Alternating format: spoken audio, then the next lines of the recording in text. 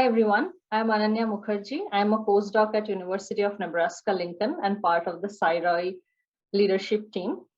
I completed my PhD from Louisiana State University in 2019, and currently I am very enthusiastic about science communication and therefore decided to become a part of Sci-ROI. Over to you, Kanika. Hi, I'm Kanika, and I am a postdoc at Stanford right now, and I joined the Sci-ROI leadership team last year as well, in order for me to connect with opportunities that exist in India. Yeah. Okay, so today we are speaking to Dr. Sarah Hyder Iqbal. Dr. Iqbal received her PhD in biochemistry from Oxford University and joined Scripps Research Institute as a research scientist. After her postdoc, she joined DBT Wellcome Trust India Alliance as a public engagement officer and soon became the lead in communications and public engagement. She has spearheaded several innovative public engagement initiatives, the most notable of which is Superheroes Against Superbugs. We will speak to her today about her journey beyond the bench and what the future has in store for her. Thank you for joining us, Dr. Iqbal. Please tell us about your journey in science before you joined India Alliance. What did you work on in your PhD and postdoc? Yeah, thank you, Ananya, and thank you, Kanika, for inviting me to this chat for Sci-ROI. So I started my journey in higher education from St. Stephen's College in Delhi University. I did my bachelor's in chemistry from there. I also did a short summer project at CDFD Hyderabad during my undergraduation through the Indian Academy of Sciences summer internship fellowship. And subsequently, I did my master's and my PhD in biochemistry from University of Oxford. And during my PhD, I investigated the molecular mechanisms underlying certain connective tissue disorders using tools and techniques in molecular biology, protein biochemistry, biophysics. After my PhD, I did start exploring my options outside of academic research or outside of life sciences. So I looked at community health, public health. I looked at more applied research, options there. And that's what really led me to Scripps Research Institute in Florida, which was a relatively new institution. And I did my 3-year postdoc at this institute in the molecular therapeutics department with Philip Lucrasso. And Phil had just moved from Merck to Scripps. So it was really here that I got a glimpse into the whole drug discovery process, the role biologists play in this process. And I also got to work alongside chemists. So it was really like coming a full circle by then. So that's really, in a nutshell, my journey in science, or my educational journey in science has been. Amazing. So you discussed like how your advisor was always encouraging you for, trying to communicate your research effectively. So, like that sort of brings me to the question, you also founded this magazine while you were at Oxford called Phenotype. Was it something, an offshoot of that? And, can you tell us a little bit more about how you came about doing that? Yeah, sure. So Phenotype really came about because some of us in the biochemistry department felt that we were not even aware of the research that was going on in other labs in the same department, or for that matter, the university. So the magazine was initially set up by a group of PhD students who were part of this society called the Oxford University Biochemical Society. And I was the founding editor of this magazine. And and I should mention here that the first magazine was designed on PowerPoint. I'm sure they now use more sophisticated design software. Also, as I see it today, the mission of this journal, this magazine, has evolved significantly, and it now includes scientific developments in Oxford and beyond. So this whole evolution of our small idea, which really the idea really came about because we felt we wanted to know what was going around us, the kind of science that was happening around us. And so it's really nice to see how this small idea of making science a little more accessible has evolved into this fantastic magazine today. So, yeah. So when did you decide that you want to move away from the bench, or you want to work on something that does not involve lab experiments? Well, I didn't really have a light bulb moment. I was going to say light bulb moment. But I was always very clear from early on that the skills that I will gain during my academic training in sciences can very well be applied in other careers in science. And I think this is partly because I grew up in an academic environment, and because of that, critical and rational thinking came quite easy to me. So the rest of it was really gaining theoretical and practical knowledge in sciences. So in a sense, science really, for me always meant a way to make better sense of the world we live in. And in the same way, history, art, humanities help us in making better sense of the human experience. So I think I never really got bogged down by the fact that in natural sciences, if I train in natural sciences, I will not be able to explore anything else, and that it would be a wasted exercise. Because I never considered training in sciences as a sole means to my livelihood. And this could, of course, be, a large part of this could be because of my privileged background. But so for me, it was really about just learning something new, experiencing something new that I could then use to find solutions to the many problems that we face, or navigate through the complexities of our existence. So it was I never really used science as a way to only do one thing. And I always saw that, you could use science to do and tackle a lot of different problems that we see in the world today. So, yeah. Okay, you wanted to do some, or basically use science as a tool to look at other problems and everything. But when did you decide at this point that you wanted to return back to India? Like, what inspired you to really make that decision? Right. So, so even when I was doing my postdoc, I was looking at opportunities back home. I was thinking quite deeply about my interests and, what is that I would want to do when I get back to India, because there really is a lot one can do, especially in a country like India, which has, so many challenges and so many things that need to be improved. So I think I did a lot of science outreach at Scripps, Florida, also because our institute was in the middle of nowhere. We didn't really have, it was our institute, and then you had this large, this large community outside that had nothing to do with science. So we used to engage a lot with the locals there.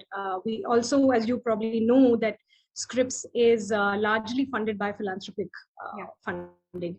So we used to have a lot of philanthropists visit our campus and talk to us about what we do. And I realized that this is a very valuable, worthwhile exercise for researchers, because it gives you a different perspective. It helps you look at your science and research in a very different way.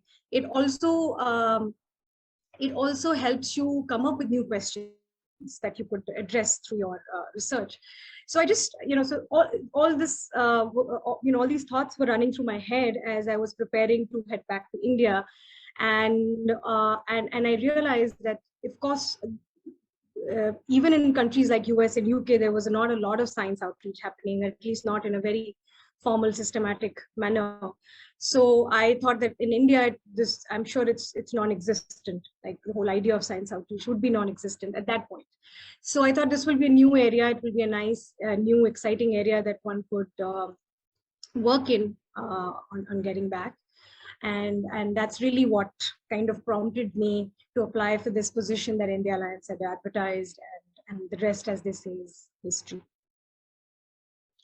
Yeah, I mean, definitely just to add to it, I think like when philanthropists come to your places and seek what you're doing, they give like a totally different perspective, I guess, of the kind of research you're doing, because they kind of are connected to the ground and, what are the challenges and everything and what research means in that way. Yeah, definitely. I mean, if I could also add, my postdoc fellowship was actually funded by a widow who had lost her husband to Parkinson's. So I was working on Parkinson's, and just having that kind of an understanding of that, your work is being funded by somebody who has such a has been so closely affected and impacted by this disease, really made me look at my work differently. And the fact that somebody, just a common person, a non-scientific person would want to put money into science,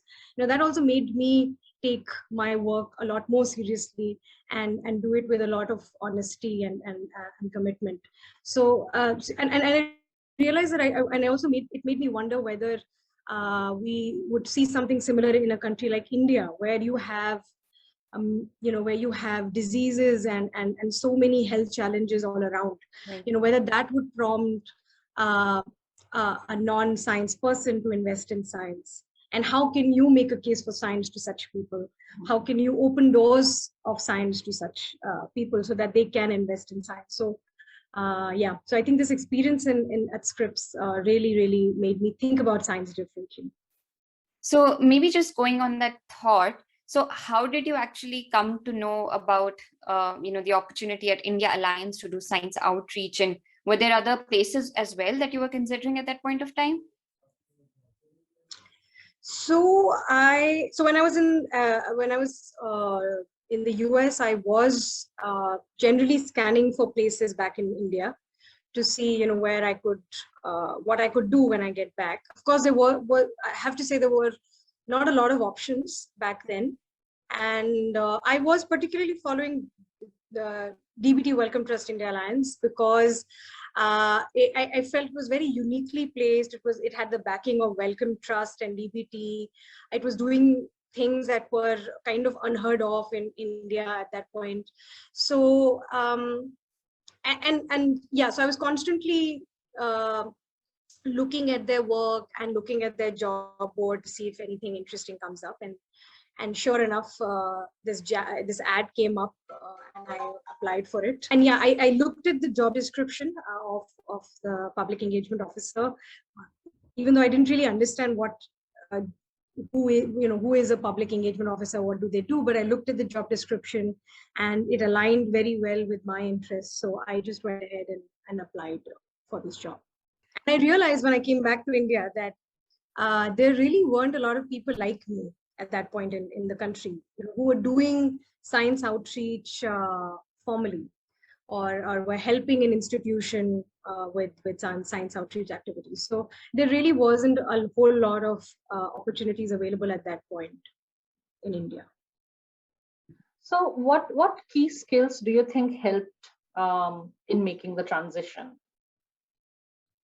I think I would say that the most important thing for me was to just keep an open mind and to stay open to the fact that you will not know everything, and you will have to learn a lot on the job because you're not trained to do this. And so I think that's how I approached this role.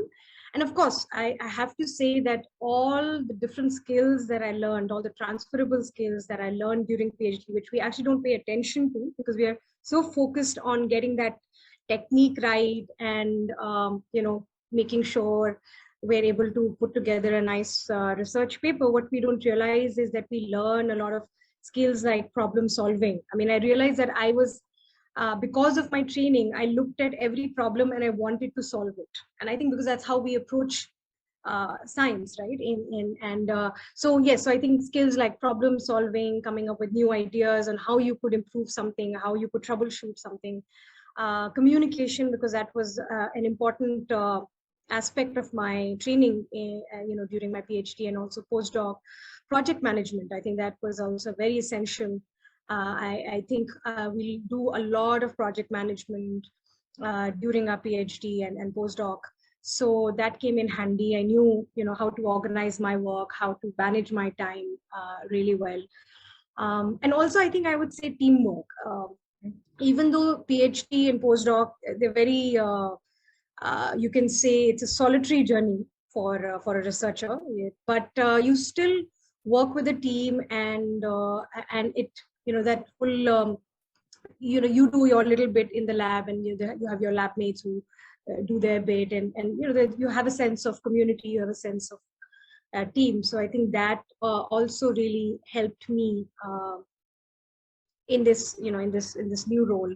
So, and of course there are many skills. If we pay close attention to what we are learning during our PhD and postdoc, and we realize that these are skills you can use in any career, any role that you do outside of science, academic research. I should not say science, but academic research. So yeah, that's really but I think the most important thing for me was to just be okay to not know everything in my new role, and not feel and not hesitate to learn on the job, and being told that you don't know this well enough, maybe go learn a bit more about it. So right now, an organization like Sci-ROI, who help people transition from US and other countries to India, we have several members who wish to be scicommers or be in outreach engagement. What do you think we should focus on? Like, what would be your advice for an organization who are helping people transition to make it smoother? Or is it something we should highlight to people who are trying to make the transition beyond the bench? Right. Yes. So I think it's absolutely essential. I think we've realized that there is a lot that one can do with a PhD degree, and it's just that we are not introduced to those ideas during our PhD or postdoc. So I think Sci-ROI can play a very important role in at least exposing students and postdocs to the possibilities or in different careers in science, especially I think back in India. Having said that, for science communication and public engagement with science, it's a very, very broad field. I don't call myself a science communicator because, first of all, I don't like labels, but and it also kind of inhibits me. I won't be able to do anything else if I call myself a science communicator. But even in the space of science communication or public engagement, there is a lot you can do. You could write. You could go out there, mobilize people, you could educate people about health, you could educate people about science and how science plays an important role in their lives. You could talk to people about research, and if you want to recruit participants in your research, so that's another role, and a very different type of role which needs a very different type of skills. So and of course, if you're interested in journalism, which is would also come under science communication in some ways, that requires a totally different skill set and attitude, and so you would need to really introspect and think what is that you would want to do in the space of science communication and public engagement, and then go for that particular thing. And of course, policy advocacy is another very important area that's emerging, engaging with policymakers, and making a case to private funders to invest in science. All of this would really come under communication of science and engaging with public about science. So I guess for scicommers, you would maybe what Sci-ROI can do is put together a whole panel of experts who are doing different types of things in science communication, not just one type of thing. Mm-hmm. And so that people can see what they most relate to, and the kind of skills they have to do that kind of role. And so that will give them like a whole bouquet of opportunities, and not just that in science communication you have to be a good writer. At least that's what I kept hearing from a lot of people, that you should be able to write well. But no, there's so much more than that to science communications. To science communication, it's also interacting with children. Like how do you interact with children? Not everyone is good at doing that.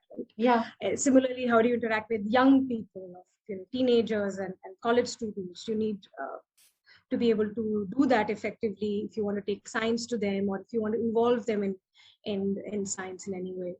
So yes, so I think what Sci-ROI can do is perhaps explore science communication more deeply, and subsequently present examples of science communication roles, as broadly as possible. So digressing a little bit from what you said, and we are planning a webinar actually on the same thing. We're trying to bring experts from science communication engagement for that. It's in the works. When you moved, and we hear these stories from people who are trying to move there, so many challenges and obstacles, and how did they work around that? What are some of the things you faced, and how did you work around that? Because moving is not easy. No, absolutely right. And I think especially if you're moving with a family, it's probably easy for people with no strings attached to move back to India and then struggle by themselves. But if you have a whole family who's suddenly struggling with you, it becomes really difficult. I think, of course, moving back to India and adjusting to this culture, this way of life and way of work was not easy. I would not underplay the challenge, but I think it was also not that difficult. I think once you just accept the challenges, you accept that things are this way, and it's only I can do something about to change the status quo. I think only then will you be able to get over this whole thing of, because life in the US or any other, or UK or Europe, is very different, of course, to the life you would have in India. And I think for anyone who thinks that it's going to be, that's not the case, I think is fooling themselves. So with that in mind, and of course, these are different cultures, so you have to bear that in mind when you're making the transition.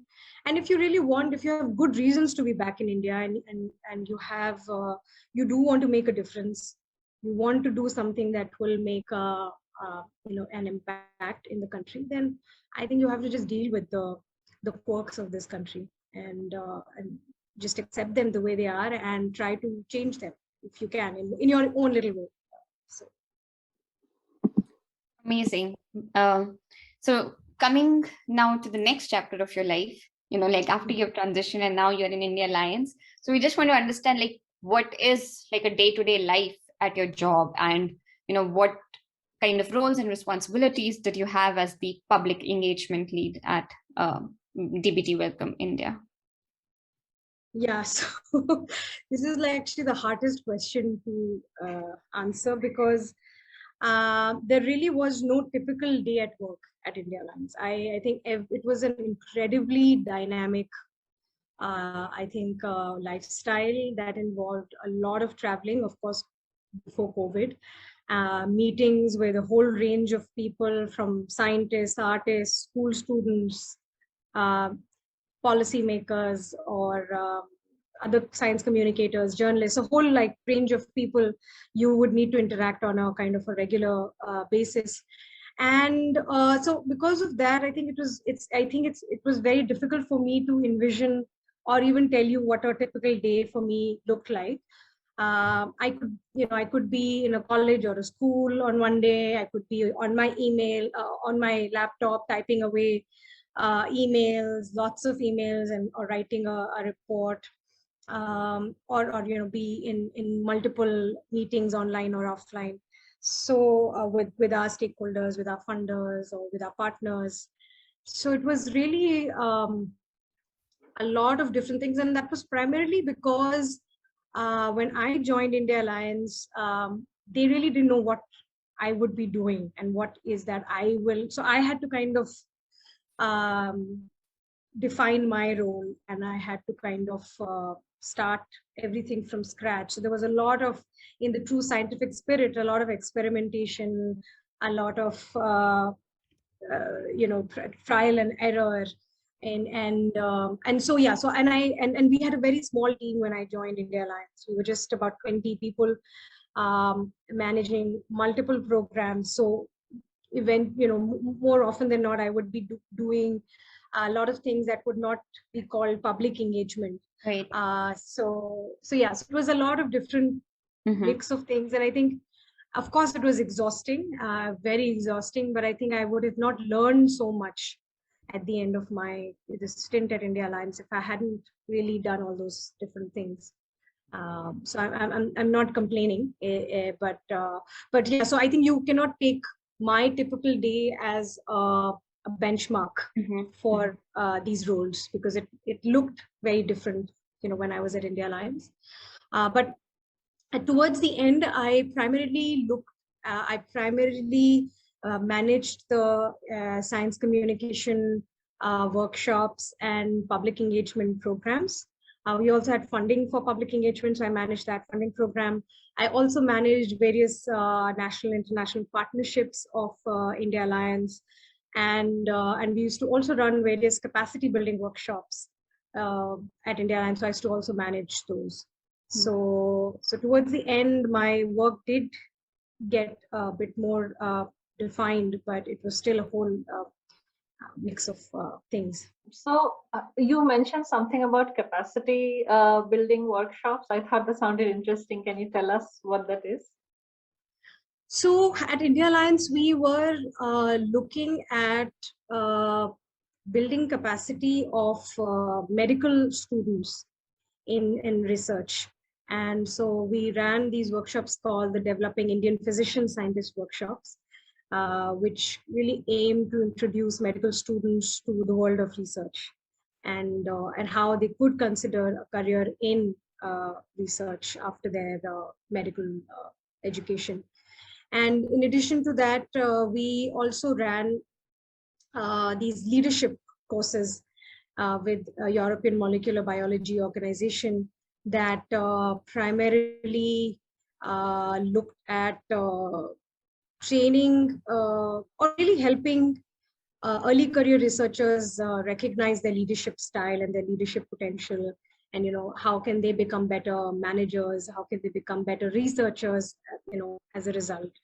And so that was another workshop we were running. And then of course we had these scientific communication workshops, various formats that we were running with, where we not only touched about scientific communication, but we also touched upon careers in science and how to also craft a career in academic research in science. And so these were primarily the workshops that we were running at India Alliance. I'm just trying to think. I hope I haven't forgotten an important workshop that we used to anchor. Right now, in this new normal, how has public engagement and outreach changed for you? Other than obviously the obvious that you cannot travel anymore. So how has that changed? I think that's changed quite significantly because we have completely moved to the online medium, to the virtual medium. And while it has its advantages, the biggest disadvantage is the fact that in a country like India, there's a huge digital divide.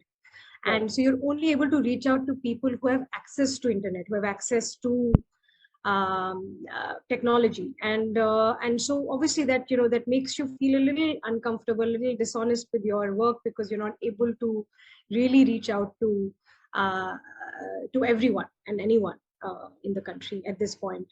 So but of course it has some very good advantages. You're able to reach out to a lot more people through one program, a webinar. So many people around the country can attend it versus a physical event, an offline event that we used to organize earlier in a particular city. Only people from that city or that town could attend and be part of. So it has definitely helped us reach out to a lot more people. And it requires, it's not logistically that challenging. You just have to set up a Zoom or a Microsoft Teams meeting and off you go. So, but it has definitely, of course, for me as a public engagement practitioner, I do miss that in-person interaction and the bond you build when you are together in person. So I feel that human element is missing from our interactions, from our from public engagement, and that real-time reaction and real-time feedback you would get from an audience. I think that also is somewhere missing now. So, and you're having to really reach out quite a bit to, because you're only able to get people who are interested in what you have to say and interested in what you're doing. So it's really preaching to the converted most of the times. You're not able to reach out to people you would, who generally don't engage in your work. So that of course has been a big disadvantage for us. And so yeah, I think public engagement, but we've learned a lot. So I think a lot of what we've learned during this time that we never really used, the methods and the techniques that we never used earlier can now be used going forward, even when things open up and we have a new normal. So I think so out of all the initiatives that you have,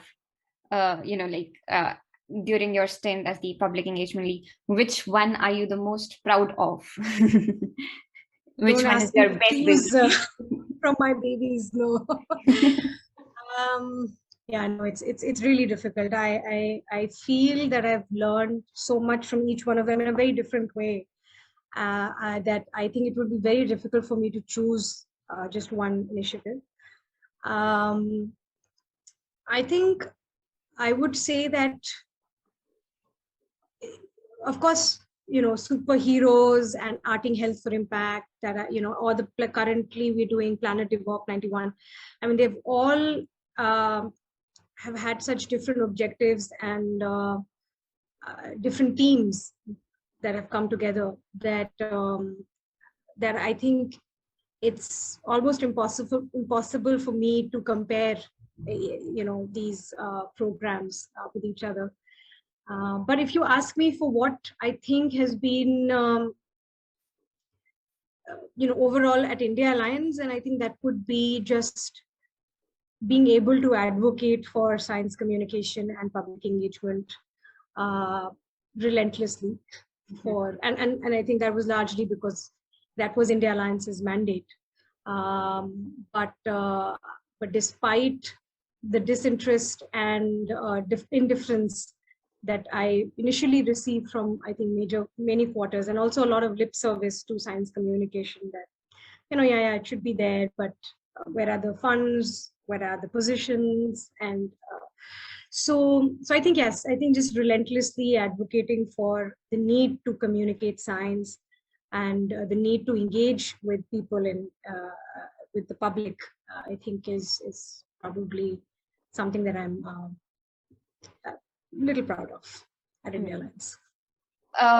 Maybe now, the next section, we just want to focus a little bit more about the future of science communication in India. So you kind of touched, briefly upon it, like starting from late 2014 when you applied for this position, when there was virtually nothing happening on the field, versus now, like I think in times of COVID, there has been a surge in such activities. But again, I don't know like to what, or I cannot say to what extent, they're shaping up. Maybe after COVID, will they still be around or not? So like, what is your sort of, like, how do you see the science communication field changing in India, or what is your perspective on this in the last 6-7 years that you have worked in this field, and in the future, like after COVID, maybe? Yeah. I mean, science engagement, science communication has definitely been put in a spotlight during the pandemic. I think it definitely made us realize that we're doing a really terrible job of communicating science to the public. And then, not a terrible job, I think we're not doing this enough and in India. So I think we should use this time and use this moment to drum up some more support for science engagement in India, because I think we have a live example of where if we were better prepared, we could have done a better job of communicating science and being prepared to communicate science and evidence-based knowledge to people during a time like this. And so I think like I was mentioning earlier, we need to work on the foundation of science engagement in India. We should really develop a robust roadmap that connects science communication with the practice of research, with the practice of science, and so that they go hand in hand and not as that one comes after another.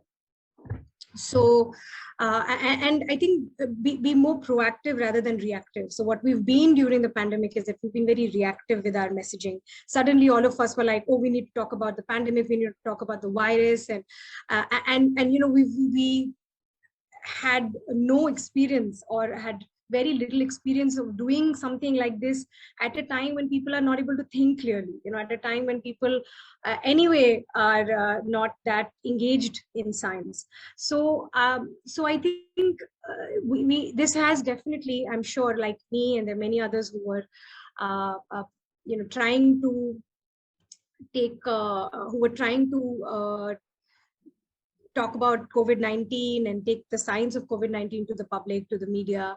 I'm sure we've all realized that we need to do this more proactively and sustainably and in a consistent manner going forward.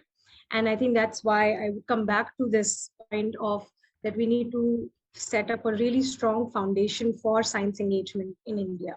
It cannot be done on an ad hoc basis or as a hobby that researchers take up. So it has to be done more formally, more professionally, and in a very sustained manner.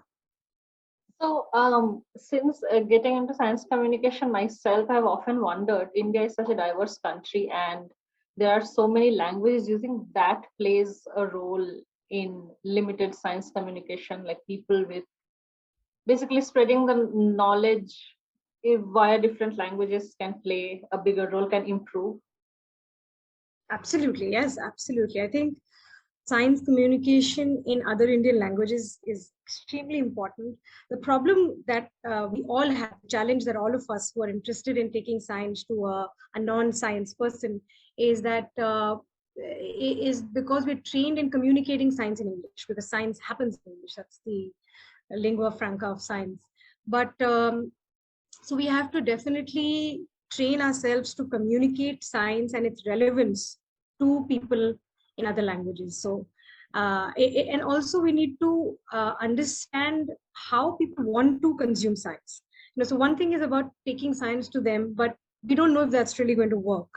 So we need to constantly evaluate the effectiveness of our science communication programs, activities, to really see whether they're working or not. And I think just the translation of science is not going to be enough. I think we have to make science culturally relevant, socially relevant for different audiences, because science may speak differently to different people. It may mean different things to different people. So I think we have to kind of bear that in mind. And that's why I think there needs to be as much of giving as it would be about receiving. Sorry, my hand about receiving. So it's a give and take. I think science communication, I think we have to realize is a give and take. And as much as we feel passionate about talking about science, but if the audience is not able to understand and appreciate what you're saying, then what's the point of what you're setting out to do? So we need to constantly seek feedback from audiences, from people who we are involving in science, about what it means to them, and ask them what works for them better. Yeah, that's true. So I think, like, sort of tangential to this question, but like, what kind of resources do you think, like, the Indian folks who are doing their postdocs or PhDs abroad and want to return back in the field of like science communication, what kind of resources should they be looking for in terms of just like opportunities, but also developing the skill sets required for the same?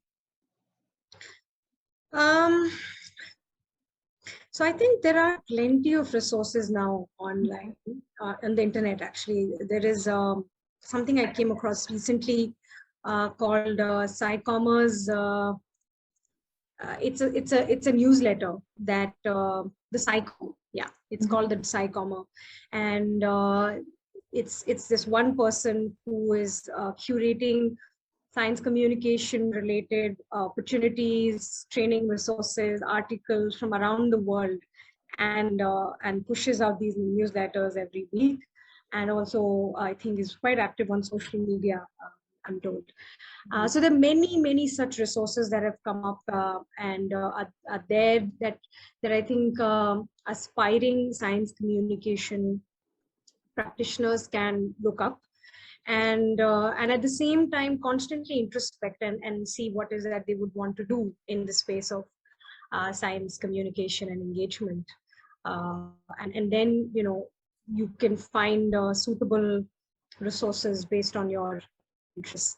But in India, back in India, India by Science hosts a lot of articles and also career-related advice, career workshops, so that people can look up to and they can find some inspiration, some valuable inputs there on how to craft a career in science communication. But I just want to say that here I want to say that it's in India, it's still an emerging space. I wouldn't even call it a field because it's not quite, it hasn't really been recognized as a field. And so I think people should just stay patient and hang in there and try their best to scan the whole ecosystem, talk to every person they can can get hold of, and that's how you can that's how you can kind of prepare yourself to move into this, and just keep an eye on all the opportunities that are coming up, and also in the meantime prepare yourself to make that little transition. I think I would only say that what you have to be very clear about why you want to get into science communication or public engagement. Be very honest to yourself before you set out to look for opportunities. And another thing that I would like to say here is that don't feel disappointed or dejected by by the lack of recognition or resources or the general support you may see for science communication in India, because it's still, like I said, a space that is being that is developing in the country, and it is really going to be down to people like you and me who are going to shape this space with our with our work and our vision for science engagement. So I would just say hang in there for those who are kind of already taken those steps into or into science communication. So just hang in there, adapt, learn how to adapt, be open to new experiences that might actually push you out of your comfort zone. So just be open to those experiences and just kind of hang in there and do your best. So thank you, Dr. Iqbal, for joining us. This was not only informative, it was also a very lovely conversation. I had fun. Thank you.